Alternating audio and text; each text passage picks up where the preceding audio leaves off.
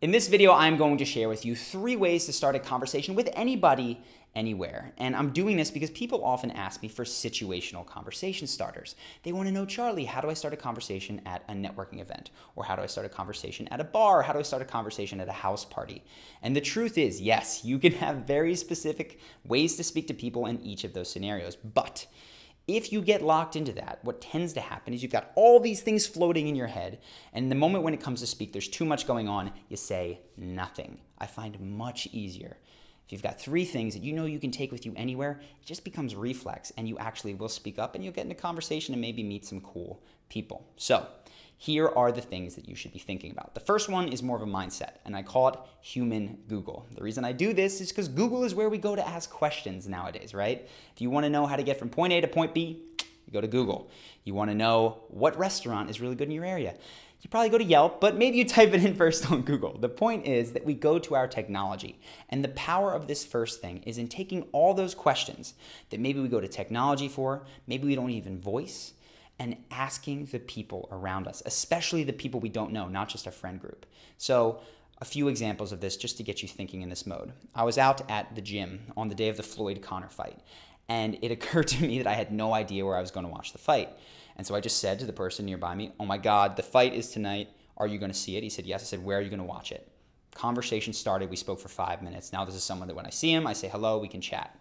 Another example, I just moved to Santa Monica. I absolutely love it here. It's amazing. And the question that I probably asked dozens of people was, what would you, or do you live here first? And if you were new here, what would you go do and see to decide if you wanted to stay? And I asked, like I said, dozens of people, but probably met a handful of friends, and I can't even remember because there's so many that I've come in and out, but definitely one group of girls that were at a bar. We asked them this, they gave us some great tips, and now they're people that I see out probably once every 7 to 10 days. They tend to hang out in the same area, and we can chat and talk, and we're friendly with each other now. Another example, if I see people speaking or hear people speaking with an accent or a foreign language that maybe I recognize, I might just ask them where they're from, if they're visiting, are they tourists? Now, you might be recognizing, okay, those are all rather silly, inane, dumb questions, and that is exactly the point. What matters is not so much what you say first, but if you want to have a conversation, it's what you follow it up with.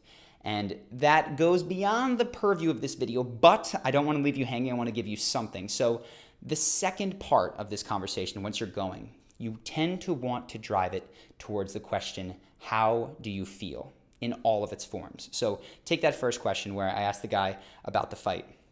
We're talking. Now we start having a conversation at the point where I say, are you excited? Or how do you feel about this, right? That's where the conversation goes. The other example, I ask people about things I need to see. We start really conversing at the point where I go, how do you like it here? What's your favorite thing? When you ask them a feeling question, or even the people who are visiting, I say, what are your impressions of Santa Monica? Are you liking it? When you get down to how they're feeling, that's when the ping pong starts back and forth. And now we're talking about how to keep the conversation going, flowing, and interesting rather than how to get it started in the first place. So that is the first one, human Google. The second one, very similar, is what I call human Twitter. If Google is where we go to ask questions, Twitter is where we go to make statements. So a simple example, I was out at the bar the other night and a dude walked in, I swear to God, dressed in full cowboy gear, hat, bandana, I think he might have even had a lasso. And I was dumbfounded. I just grabbed the person next to me. I said, hold on, you need to see this.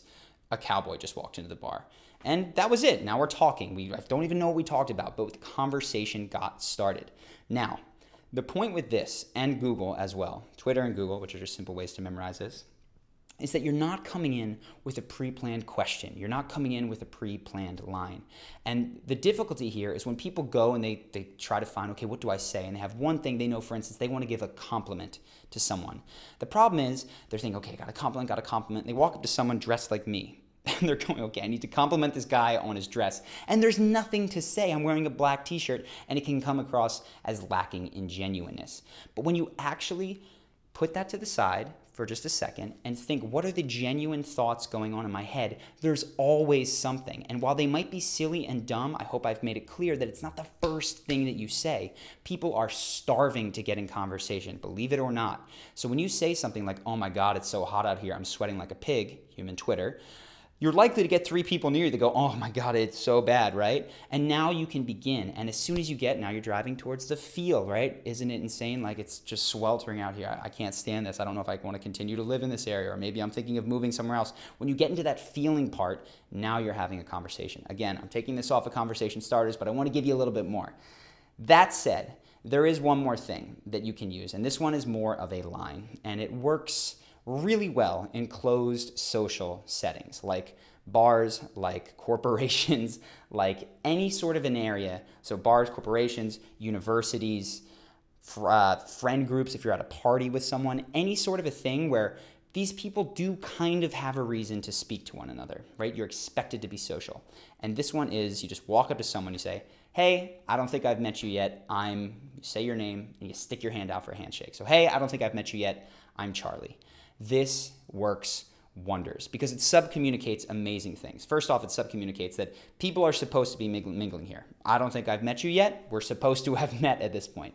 Second, it subcommunicates that you are a social person since you're starting the conversation. They will follow you, stick your hand out right away. Reflexively, they'll shake your hand.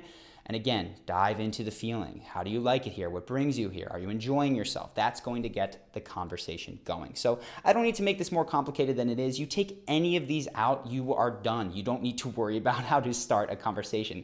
Now we're talking about different things like continuing the conversation, and I'm going to link up some videos that will help you with that.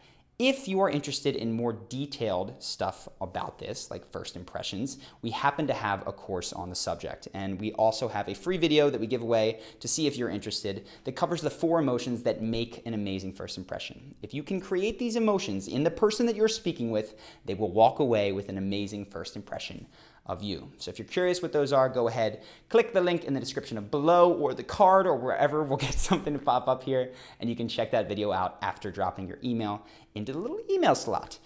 Second, I know that a lot of people were asking, where Charlie, where were you? Who is this other guy? Ben, if you guys did not see the original announcement, is my best friend. He has been my business partner since the beginning of Charisma on Command. I am still doing all the Monday videos. We're just adding a Thursday video now that we kind of have the business going to a point where he can step out from behind the camera and share some stuff with you. So twice as much content. I am not going anywhere. I hope that you guys enjoyed this video. If you did, make sure to subscribe to the channel.